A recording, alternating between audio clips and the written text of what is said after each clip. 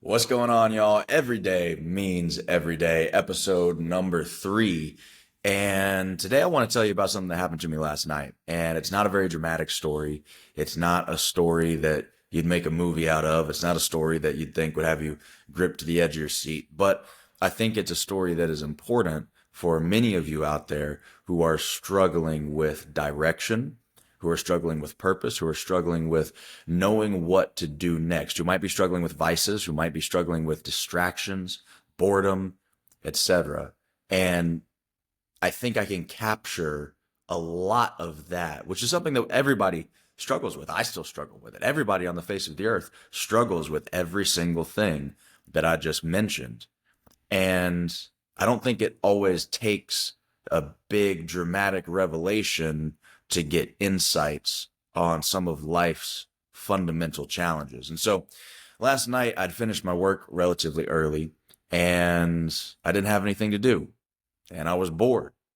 And there wasn't really anything on my schedule that I could have grabbed from tomorrow and brought it into last night. There wasn't really anything that I could jump ahead on. There wasn't anything extra that needed to get done.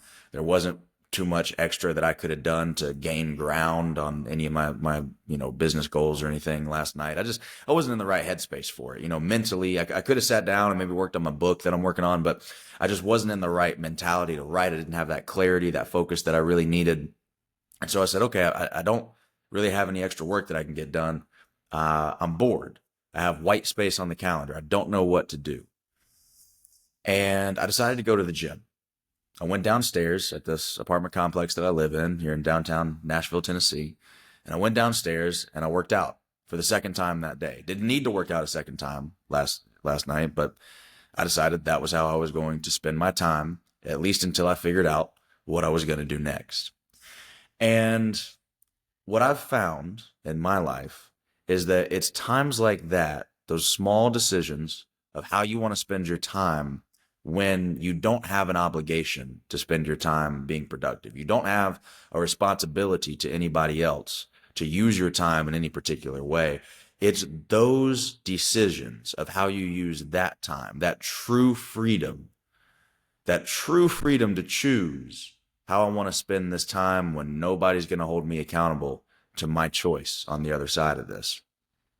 That's where you either get closer to the person that you were created to become, or you get further and further from it. Because those are the moments where the distraction and the temptation is so much more readily available. If you've got a blank space on your calendar, you've got just time where you can do whatever you feel like with it, the most readily available option is pleasure seeking. The most readily available option is wasting time. The most readily available option is scrolling on social media to get that dopamine kick, or it's running over here to Broadway in downtown Nashville and partying. And there's nothing wrong with that in moderation. I'm just saying if every time you get bored, you go out and do something that's mildly self-destructive, even if it's only mildly self-destructive, that adds up.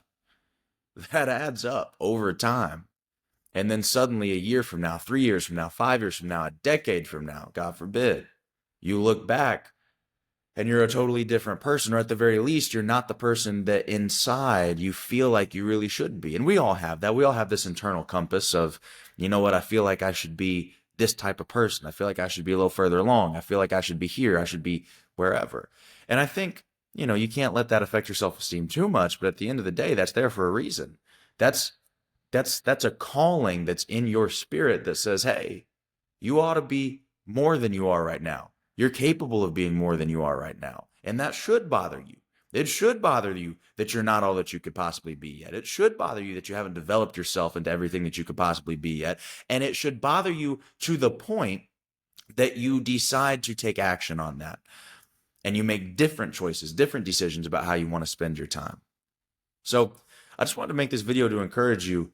If you find yourself in a situation like that, maybe you're bored, maybe you're lonely, maybe you're sad, maybe something happened in your life, maybe, somebody left you in a relationship, maybe a loved one passed away, maybe you lost a job, you didn't get the promotion that you wanted, maybe you got cut from the team. I don't know what happened to you specifically, but if something like that happened to you and you just don't know the next step to take, You're looking around and maybe you had a purpose.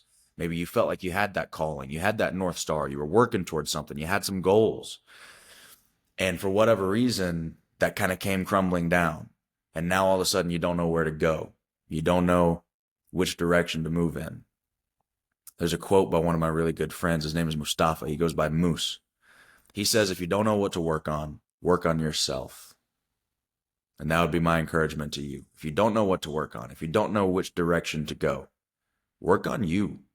Work on making you better, even if it's in a small way. Again, me going down to the gym for a second workout, is that going to revolutionize my life? No. But does it reinforce my discipline? Absolutely.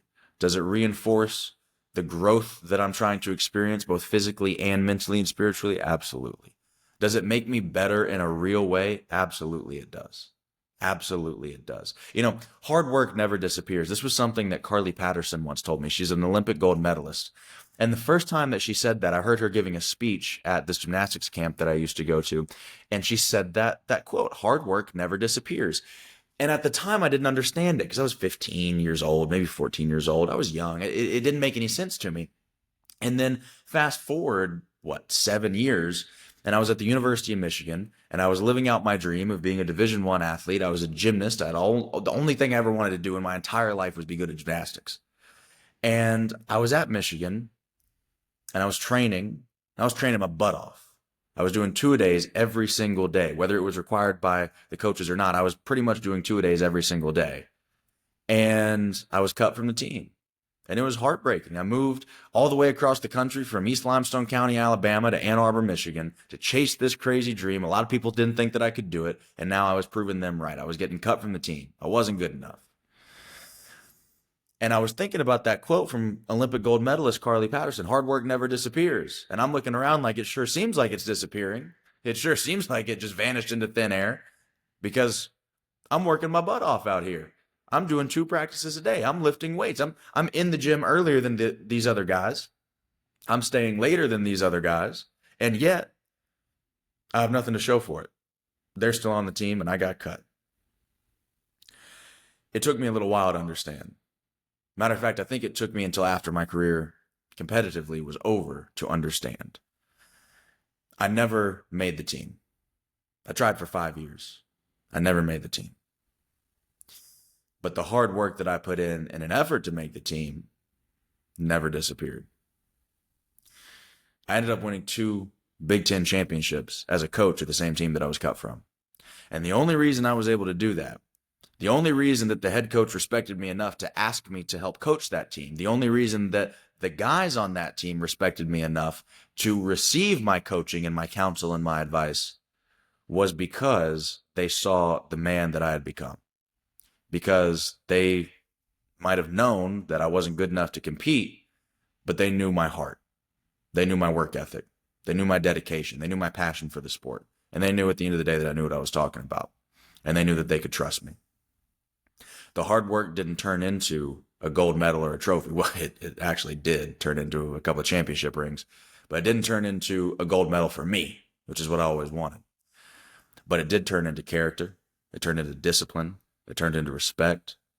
It turned into me becoming a greater version of myself, a more mature version of myself. You can't work that hard for 5 years on something and get no reward for it and be the same human being on the other side of it. You're just not going to be the same person. I turned into the kind of person who can outwork 99% of planet Earth with no need for a reward. I don't need a carrot to chase. It just became my identity. And so now in business, now in motivational speaking, now in peak performance coaching, in building my app, my energy drink company, my habit tracking app, all these things that I'm doing, I don't need a carrot to chase. I just do it because it's who I am. How did I get there? By working on myself. When I didn't know what to do, when everything was crumbling around me, when it seemed like my purpose, my North Star, my calling had betrayed me, I was just working on me. I was just putting in the time of stuff that I didn't even know exactly what it was going to do for me. Like, that's the craziest thing. I don't think I really understood back when I was doing all of that, how important that work really was. The work that you do on yourself is far more important than the work that you do for a job. It's far more important than the work that you do for somebody else. It's far more important than the work that you put in to impress other people. I think it was Jim Rohn who said, if you can learn to work as hard on yourself as you do at your job, then you'll never have a problem getting anything that you want in life. You got to start working on you. So if you don't know what to do, work on you. If you don't know where to go, work on you. And don't forget, every day means every day. Put in that work every day.